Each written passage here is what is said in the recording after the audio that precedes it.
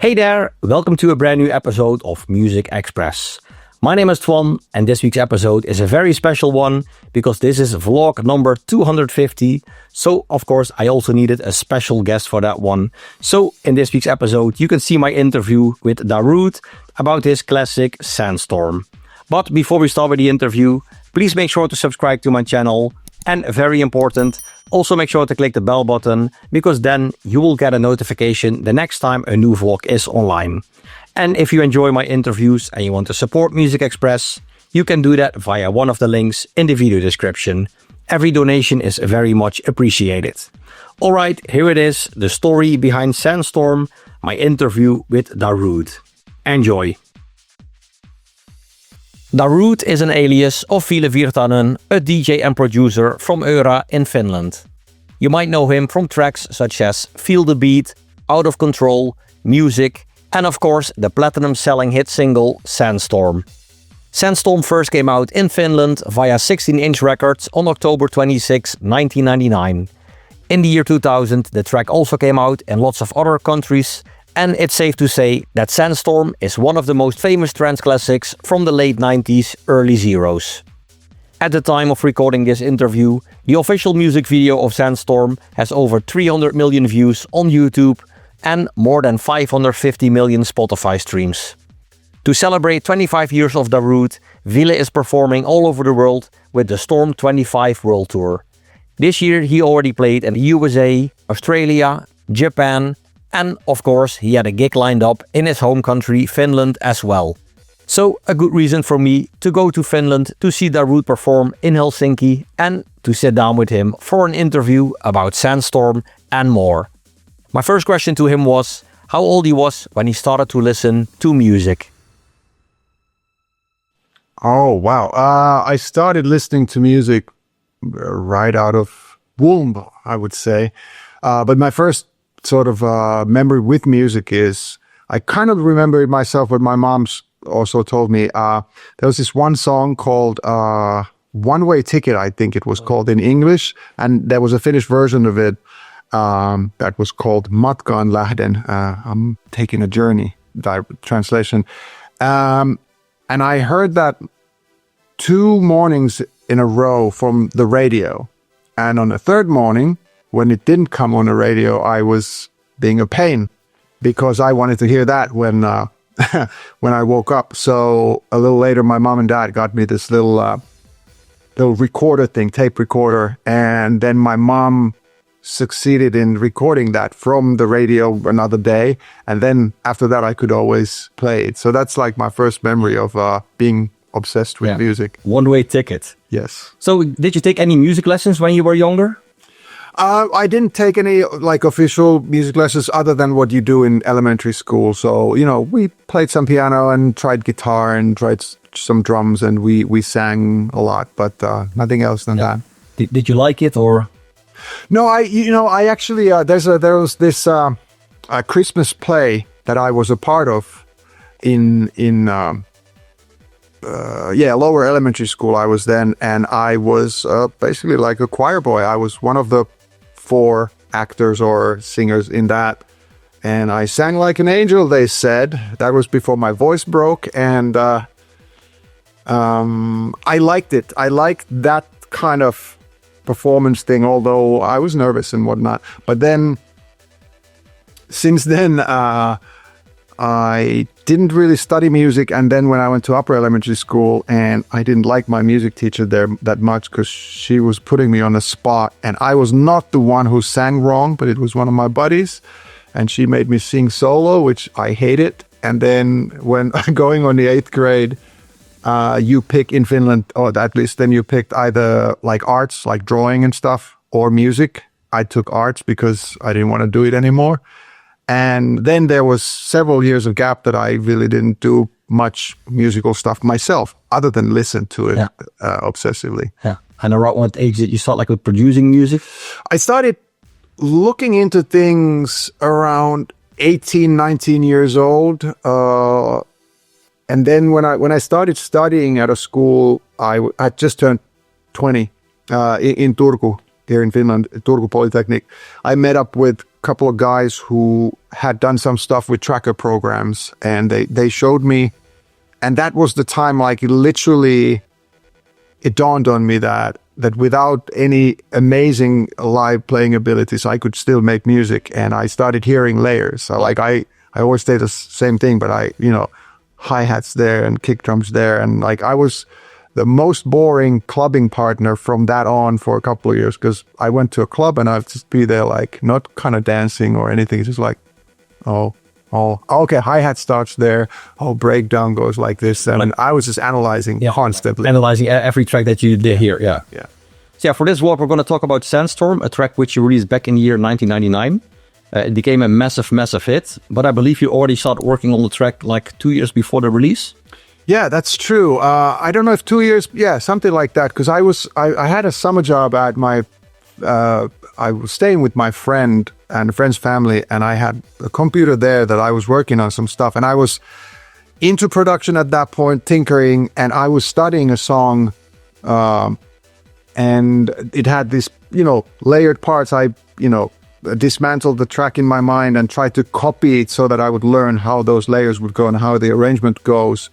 And it had this middle part that had a 16th note, sort of. It wasn't the same sounding as the doo-doo-doo sound as in my Sandstorm, not the same rhythm, but had that kind of a part there.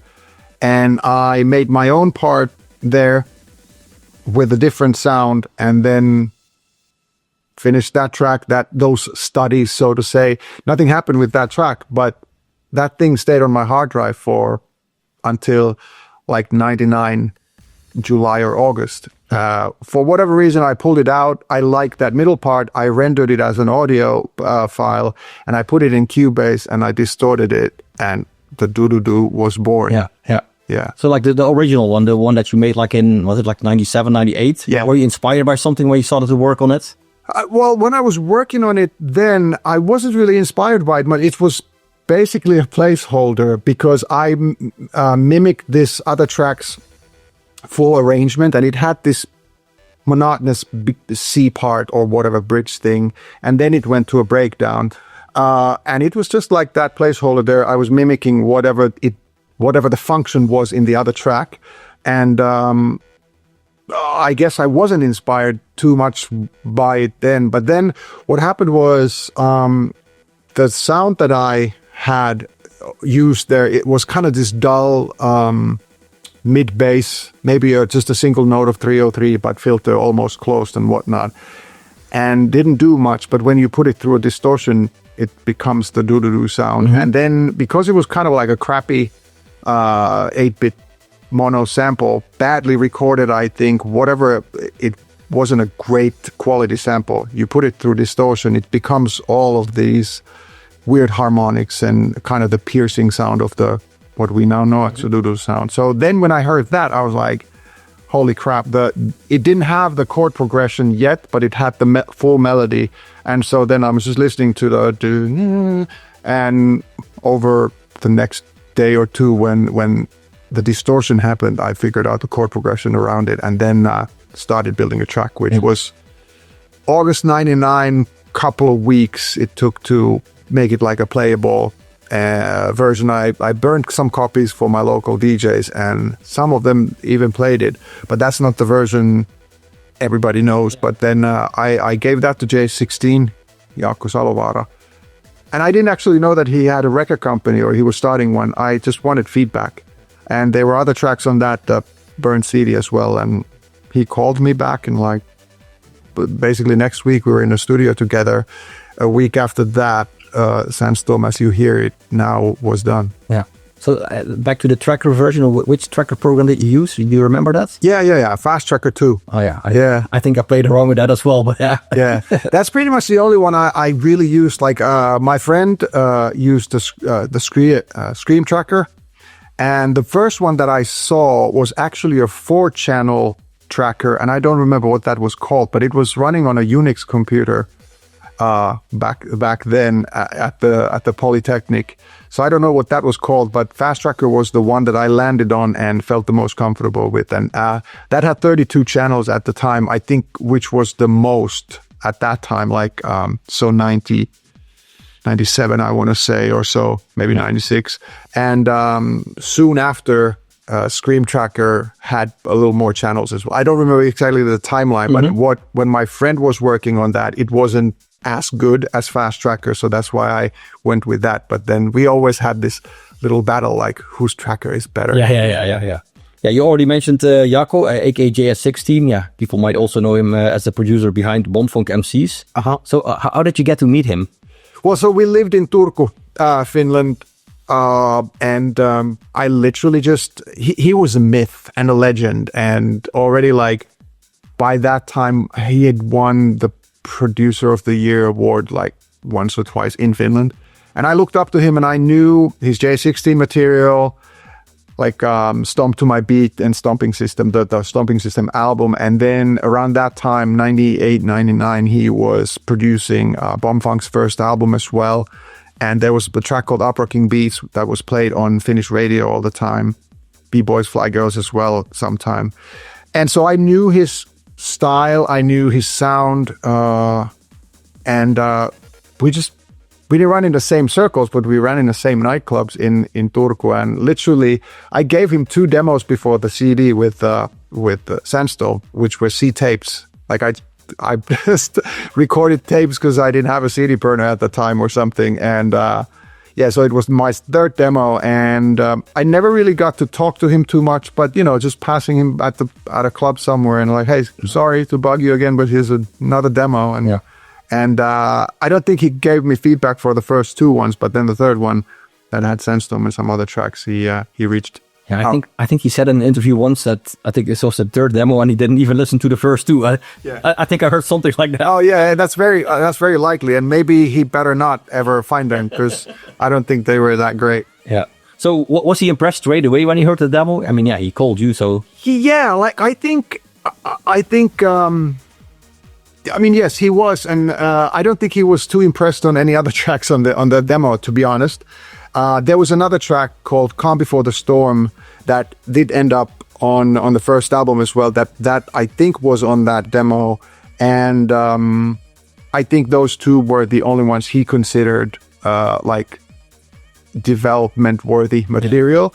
And Sandstorm in itself, what I'm really proud of is that, I mean, the doo-doo-doo sound, the melody and then the chord progression are exactly like they were in the original, and I sort of I needed Jaakko's help desperately for the production to make it DJ mixable. Like my first version didn't have proper intros and outros because I came from a radio listener background and wasn't a DJ, and so I needed all the help I could get, and his sort of his studio equipment, his golden ears, golden touch, and he'd been a DJ for years at that point already, so he kind of knew what to do to get a track to a format that a DJ could play, and that was our goal. His goal as a record label, I think, obviously was to get commercial play and whatnot, but first and foremost, we serviced DJs first, and then Sandstorm just started taking off. Yeah, so you guys re-recorded like the version. So what do you remember from that day? I guess you were there as well. Yeah. So I took all the samples, separate samples, and then like MIDI for the chord progression and whatnot, and then a couple of drum loops and whatnot. And we used some of my drum stuff, then the full doo-doo-doo stuff. And he sampled, I mean, I remember quite well everything. He sampled my stuff to ASR 10. He had 2 ASR 10 samplers. And then he had a Nordrak 2 and a JP 8080 Roland, the trance machine. And he just basically recreated the basics first really quickly, and then we started, he had a 909 drum machine. The kick-in is a real 909, and the snare that we use sounds like a 909 and is a 909, but it's not from the real one, but it's from a Roland JV 2080, which is, well, Roland's own, but they've sampled, and that just sounded better than the regular, a real 909. Hi-hats, claps, I think they're all from the 909. And it was really, it's kind of a blur for me, but at the same time, I remember some stuff really, really closely because it was my first time in a real studio, in a sense. And at the same time, Jaakko's studio wasn't actually equipment and studio room wise that impressive, and I'm not dissing him at all. Like, he made magic there, but it was this quite small room, and in a way my setup on my computer was a Pentium PC and with a 15-inch screen, and his was an Atari ST with a black and white screen, and I was first weirded out by like, how can you do stuff with that? But he was so good. He knew all those like the back of his hand, and mixed down on a Mackie 24/8 analog mixer, and then he had some I think Behringer compressor stuff, and yeah. So how long did it take to finish that version? You know what? So I think we went to the studio maybe on Thursday, and then it worked Thursday, Friday, and then Jaakko worked on Monday on his J16 remix, and then when I went there Tuesday, I think we recorded 2 or 3 takes of the original version on that. And one tidbit that some nerds might be happy with or interested about is there was something about MIDI controller data coming back to the Atari that wasn't working. So all the filter sweeps, some reverb stuff, and like reverb washes and whatever towards builds, snare volume maybe, was all done manually. Oh, it was like live. Kind of like old school way live, yeah. So Jaakko had this rack with the Nord rack and the JP, and yeah, and we kind of had our hands on crossed here and there, and we talked about sort of it's not that much of a choreography, but still we needed to kind of figure out who does what and where. Yeah. And then we did a couple of takes, and it was the second or third take that was the one that we sent to mastering. Ah, cool. So the title, can you tell us how you came up with the name Sandstorm? Yeah. My question is like, doesn't it sound like Sandstorm? And so Roland JP8080, when you turn it on, I think the factory presets, the first one on one of the banks is called Sandstorm. It's spelled separately, but it's Sandstorm. And that is the pad sound, the super soul pad that is in the breakdown. And opens with the little volume and filter fade.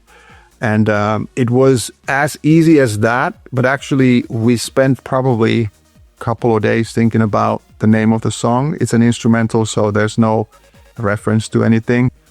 And I do remember, for instance, one day at Jaakko's studio, we were thinking about the name, didn't come up with anything. We went to his place, and I think we might have polished a bottle of some liquor and had an empty A4 paper or two and wrote down all kinds of names. And I don't remember if it was there or if it was the next time we went to the studio that we were like, oh, okay, that sounds good. And then it just became Sandstorm. Yeah, so I guess on the demo you gave to him, it wasn't called Sandstorm then? No, it was called something else. Do you remember what it was? Yeah, it was called Back in the Time. Back in the Time? Yeah. Oh, yeah. And that's because I had a version of it where it had a little vocal clip on it. Oh. Yeah, and that said Back in the Time. But then also I had a version with my friend Lucid, or Toni Lähde, who was a local guy in Turku, who was a rapper. And I did a version where he did kind of like this speed rap that was typical to, like, well, I'm drawing a blank. Like Renegade Master, or something like speed rap on top of trance or like UK hard house type of thing. He did one of those rap things for me, and for a second I considered that, but then we came into a conclusion that like the vocal wasn't needed, or it might have been like pulling attention away from the do-do-do lead. Yeah. So yeah, Jaakko signed Sandstorm to his new label 16-inch Records, and yeah, you were the first artist, and Sandstorm was the very first release as well. So that was a pretty amazing start for the label. Yeah, I guess it was, and I don't think either of us know from each side of the business. And I mean, Jaakko was heavily involved in the production, of course, so he's part of the artist or production crew, but also as him as a label and starting a label. I don't think he imagined what would happen either. So how old were you when Sandstorm was signed? I think we signed the papers on the 99 signed. I don't remember exactly, but so I would have been 24, 25. Yeah. So yeah, what did happen after the release? Did DJs in Finland pick it up straight away? Well, yes, that was really quick. So I think the official release date was October 99, like 26th or something. Before that, potentially maybe like starting September. I don't remember that date, but 16-inch made maybe like a 200 test dress pressing of it and shared it to the Finnish DJ dance chart DJs and then Scandinavian ones as well. And it went, I don't know how quickly that was, if it was first week or second or something, but it went to Finnish dance chart #1 and stayed there for 17 weeks. Yeah. And that was, we were like, what the hell is going on? Yeah. It was strange and it was obviously cool, but it was beyond our wildest dreams and so it was pretty crazy. Yeah. So was this also around the time that you guys were like, okay, maybe we need like a video clip, or was that like way later? Well, that was later then, because that was late 99 and the video was shot, was it May 2000 or something like that? I don't remember exactly. I think so. But I think the video, I actually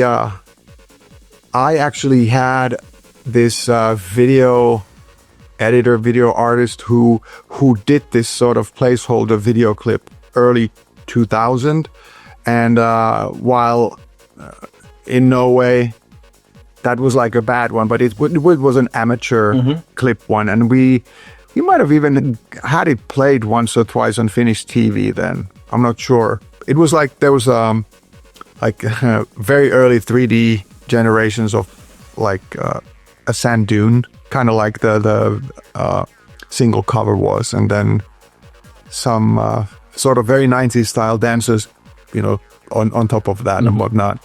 But then 16-inch got the track signed to Neo Records in UK worldwide, and then the sort of scale became a little bigger, and it became clear that it's worth doing the actually proper music video production, not just somebody from a group of friends or circle around. And I'm pretty glad we did, because the video itself, it's iconic. It became iconic. And well, actually, and I should say, I'm saying we did because Jaakko and I and Sirke, his wife, we became friends over the whole process and over the years. So I feel like close to them in that way. But back then I was just the artist. I didn't know anything. So they obviously is the we I'm talking about. But at the same time, we sat in the studio all the time together. We discussed everything. And Jaakko was somebody who I looked up to. He had a DJ career already, and he did know how to spin vinyl and whatnot. So I learned most of my stuff either talking with him or sitting in the studio with him. And some stuff I really took and used, and some stuff I knew that, well, that's not me. But we were kind of, we're different people, but we both shared the love of the music stuff, and the production was kind of, it was really fruitful for me. And I think, it's something that I wouldn't be here either as a producer or an artist if it wasn't for those first couple of years. Yeah. So back to the music video. What do you recall from the shoot? Well, people have asked me like what I did at the music video, and I didn't do much. I followed orders or requests. So Juuso, Syrjä, and Misko Iho, who were the masterminds behind the video, they had scouted those places. They had imagined a plot. Of course, 16-inch and myself as well. We agreed on it, but they get all the credit for the video. And that was my first actual music video production I was involved in. So basically, I showed up when I was needed. I sat on a high fence when I was needed. I sat on the church steps when I was needed, and Somebody told me look left, and I looked left and tried to look pretty. It was really cool though. Like, you know, they had an actual production truck, they had actual rigs, and then there was this Danish videographer, Jens Masbo, who was really good at what he does, and what was his specialty was Steadicam. And to have that in a music video was actually quite special at the time. And if you watch the Sandstorm video now, keeping in mind it was done in 2000, and there's like running sequences where the camera is pretty damn smooth and runners come to you and then the camera looks back at them and goes behind them and whatnot. There was heavy use of the smoothness of the Steadicam, and that's obviously from use and obviously in practice from Jens and his assistant stuff. And that's, I think, part of the reason why the video is cool, but people maybe don't think about that being a factor because it's common now. Now you can see anything, but back then it wasn't that common in especially that scale. Hollywood maybe, but maybe not a music video. Yeah. Do you still have the sunglasses from the music video? Oh, do I? Yeah. You know what one? Oh, you did bring them.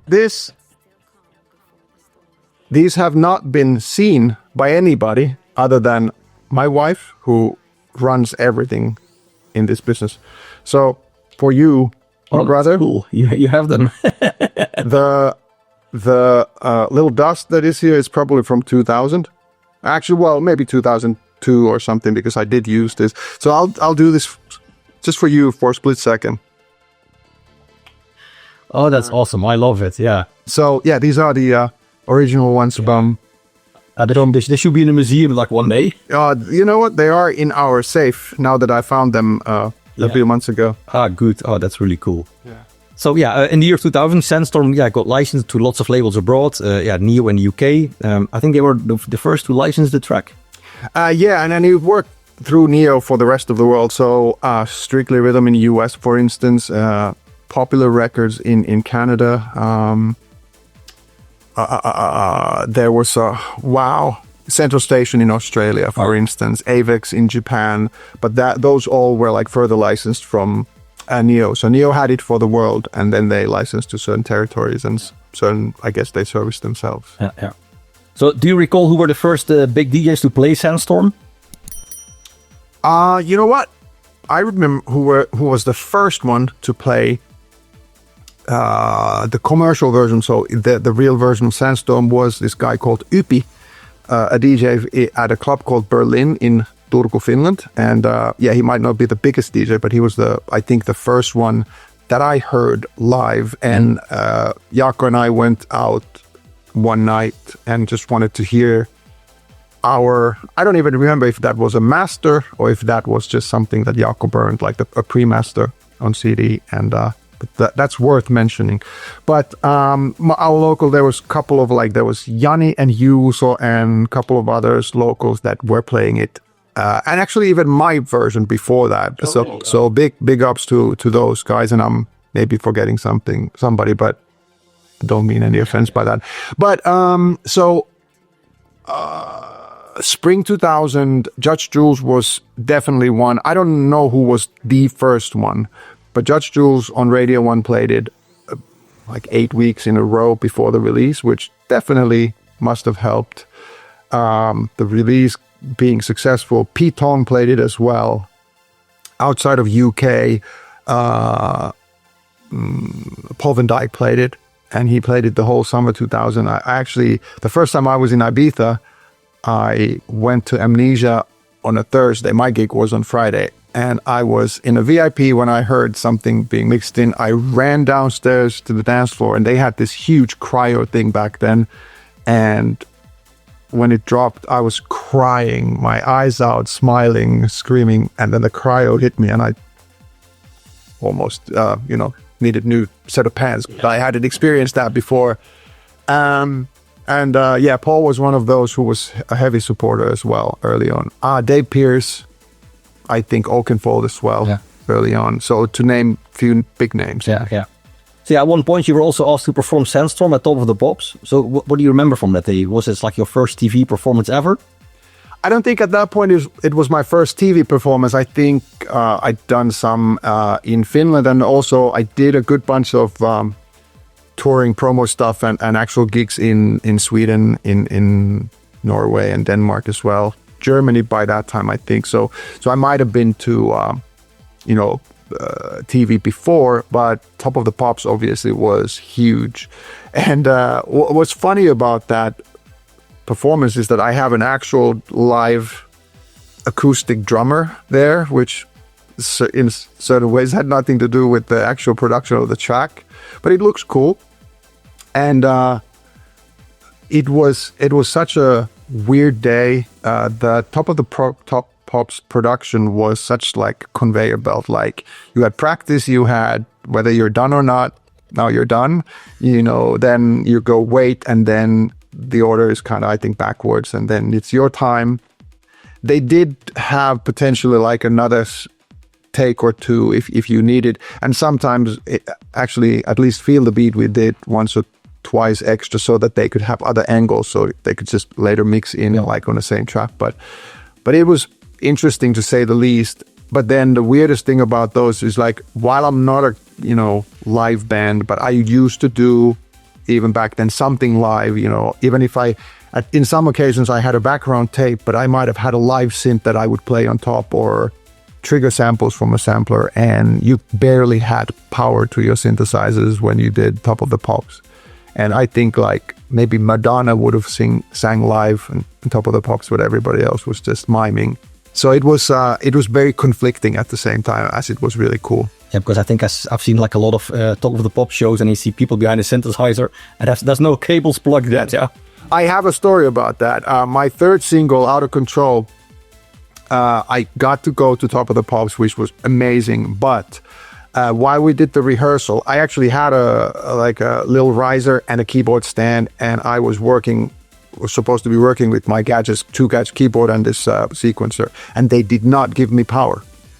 And then at the time where the director, whoever it is, like the big man there, said to the camera guy, like, hey, come over his shoulder and look at his hands. And I'm like, I'm not going to do that. Like, if you at least give me power.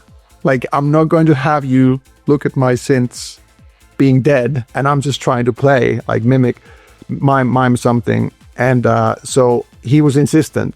Okay, so we go, and that was the rehearsal. And I told my record company guy that I'm not going to do that, like simply won't.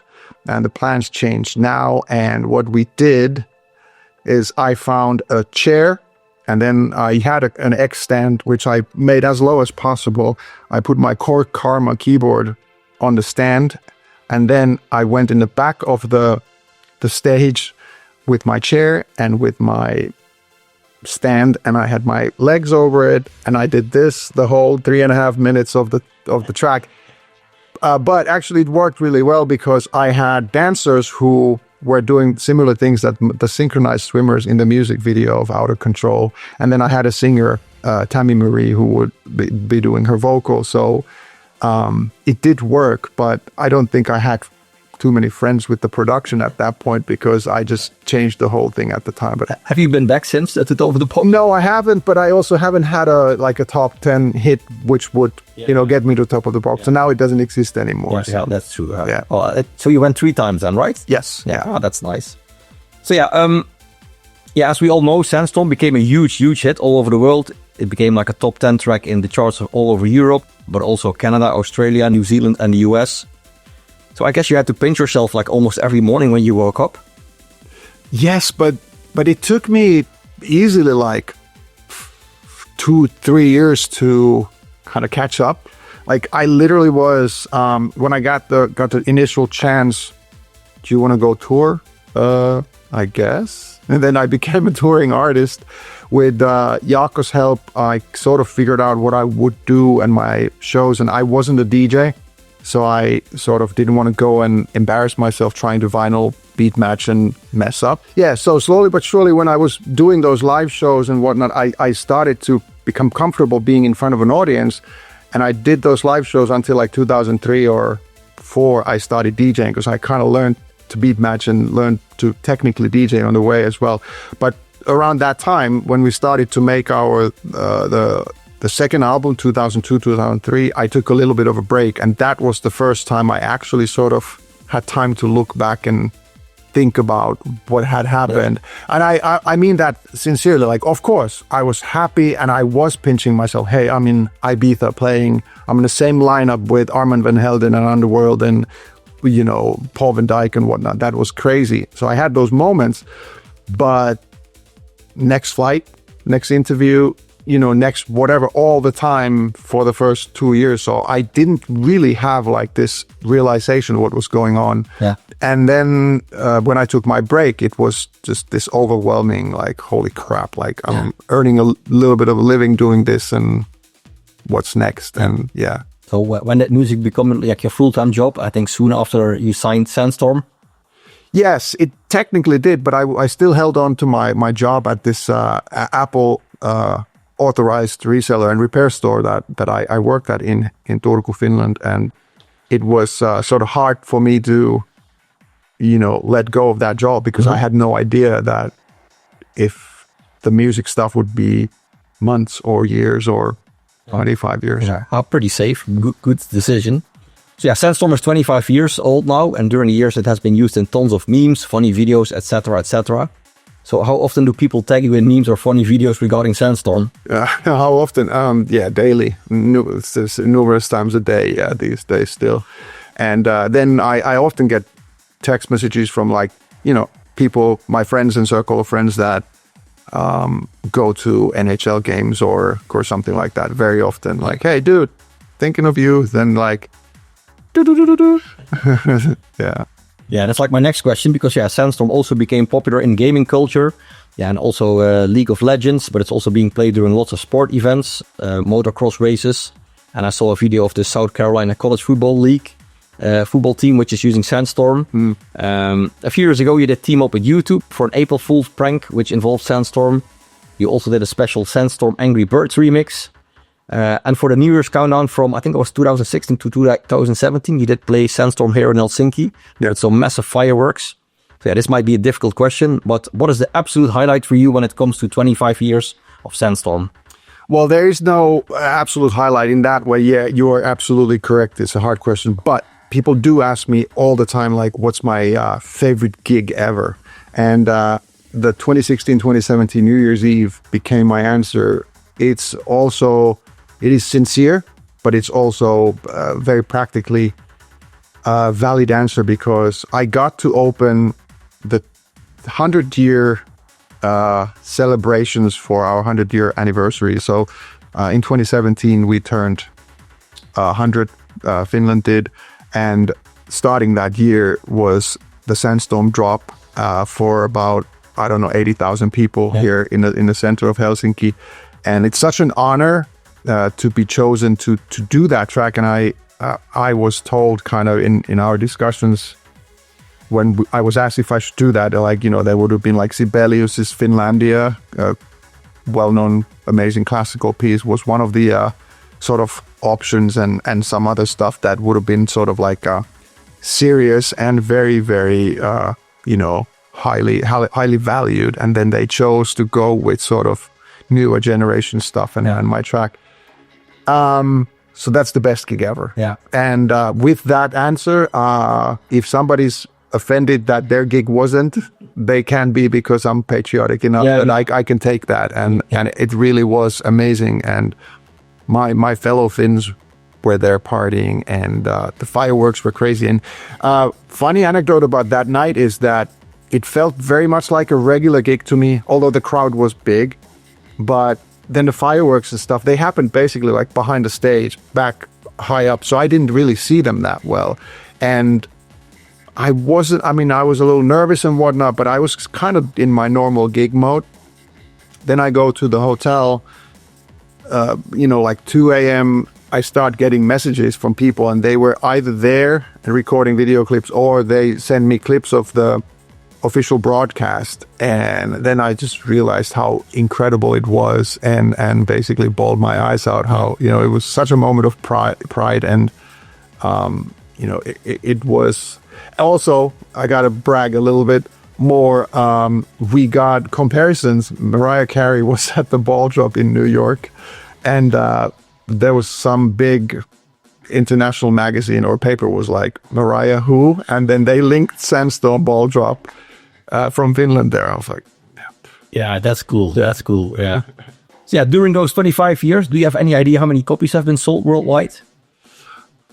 I should. I think we were calculating the 16-inch peeps and ourselves at some point that it must be, the first year, I think it was the most sold 12-inch in 2000, I think. So that would have been like maybe 2 million copies or something like that, which was quite massive worldwide. And then a couple of years later, total might have been like 1 or 2 million more. So I think we're around 5 million mark in sales like that, which is quite big for a dance track. And then a few years later, the streaming started. So it's really hard to calculate from then onwards. What is it now? Spotify is like 400, was it 400? No, 500 million, I think. I mean, yeah, it's a little over 5 now. Yeah, not bad. Yeah, and we just look. It's 300 something on YouTube as well. The video. So yeah, I guess you have an impressive collection of golden and platinum records. I have some, and then what was really cool from 16-inch. I just got the 500 million a few months ago. That went over. So that's my new one on my bookshelf. But there's a couple of cool ones. Like one was a gold one from Germany, and that was, I think, 2001 or so. And then there's a UK one, and there's a Canadian one, which is cool. Sandstorm and Feel the Beat were on the same chart, I think. I don't remember, maybe number 2 and number 8 or something like that at the same time still. So while Sandstorm was still there, Feel the Beat started coming up. Nice. 2 top 10 hits at the same time. Yeah, and when I did Much Music, which was a music program in Canada a long time ago, which in Finland we had actually the same thing. So it was like a licensed thing in Finland. It was a different name. It was called Jyrki, but they used the similar graphics and similar sideways shot images and whatnot. So when I visited Much Music one time, I got that award there, or the plaque for the two in the top 10 at the same time. Ah, cool. So yeah, I'm sure you heard the track yourself a lot as well on radio and TV. So what's the weirdest place you ever heard Sandstorm being played? Oh, wow. I should have an answer to this because it's been asked a couple of times and I'd never know. I wasn't there, but and it's not maybe the happiest of things, but I know of a couple of people who had it played at their funeral. Oh, wow. Yeah, and it's kind of heavy, but then at the same time, imagine that funeral. Like, those people must be not the most serious-minded, and even in death they, whether it was my track or somebody else's dance music record, but they celebrate life. Yeah. And not, Yeah. I'm sure it made a few people giggle when they heard it at a funeral. Probably, yes. Yes. Yeah.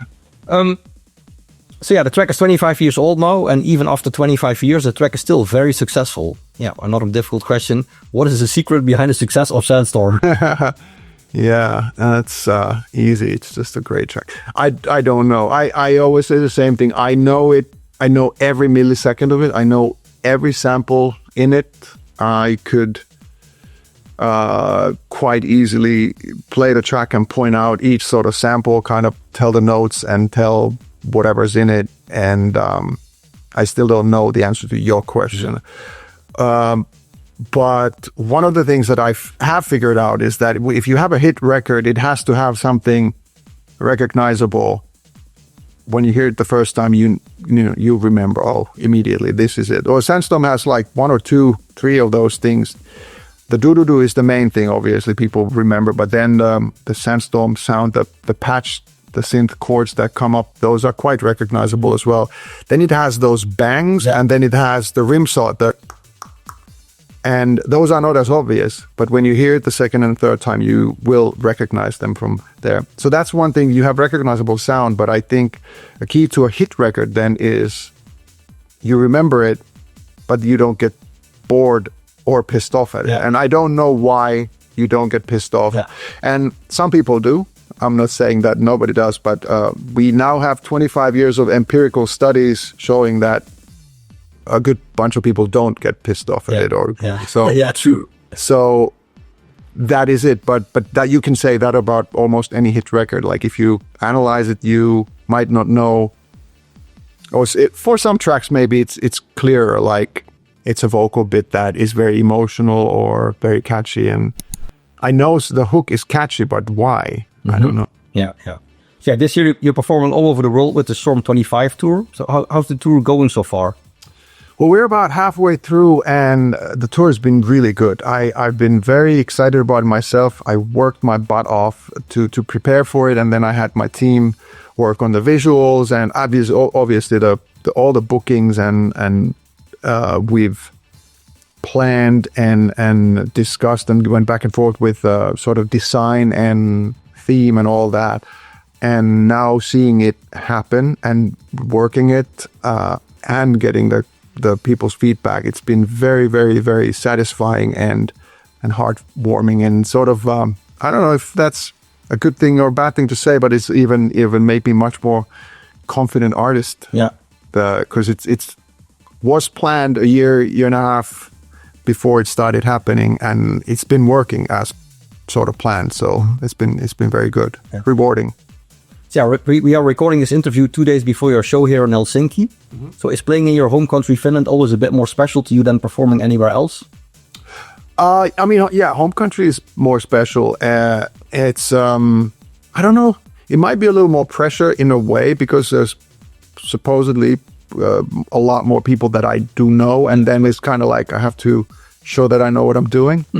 But at the same time, I've actually always liked seeing friendly faces in a crowd. It's kind of like a warm blanket, you know. But you know, we're here on the ground. We know the promoter. We know the tech people. We have planned a little bit more specific production on it here, because we can't affect things more than going to some place in New York, for instance, or some place in whatever, Australia. Great tech usually everywhere, but then we don't have the same personal touch, or we can't be on the ground a couple of days before and plan the lights and whatnot the same way that we can here. So yeah, we do know each other like for 25 years now, and Saturday will be actually the very first time I'm going to see you perform live, because during all those years I've never seen you as you. No pressure. So yeah, what can I expect when I go to see a gig of you? Well, a gig of me in general, you will see me smiling ear to ear, being happy about being there, being able to perform music for the crowd. And I think that's at least half of my performance is the being comfortable and enjoy the moment.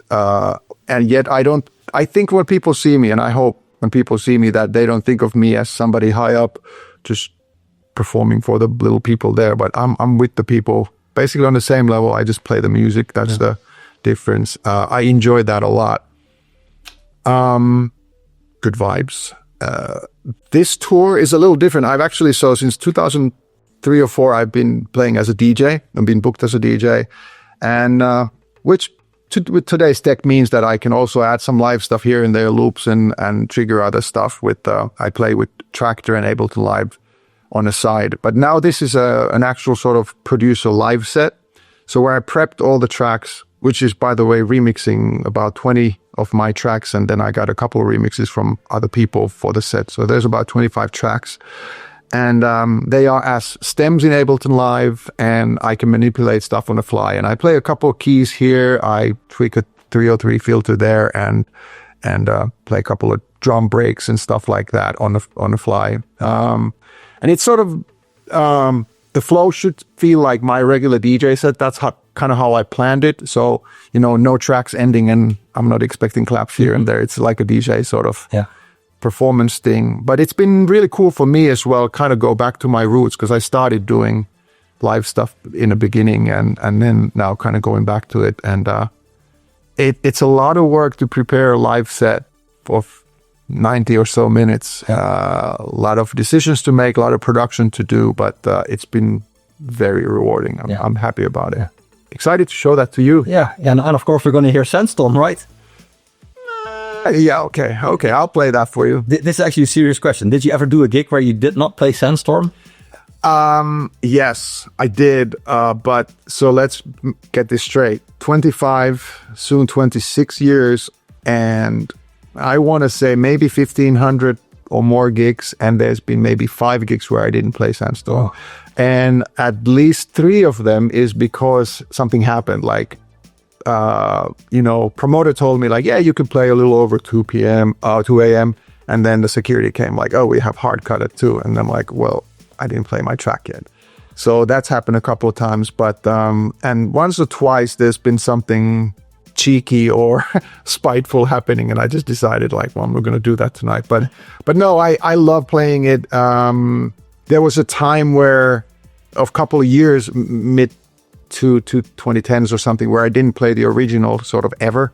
I have tons of remixes, different variations and edits that I've made myself. And then there were a couple of remixes by my buddies who I used as a part of it, but they all still had the same do thing and recognizable stuff. Yeah.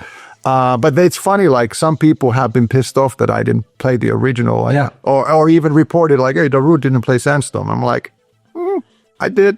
Yeah. And I actually can prove it because I have recordings of probably 95% of my sets since 2002 or 3. Oh, wow. Yeah. So besides the tour, what else can we expect from you in the future?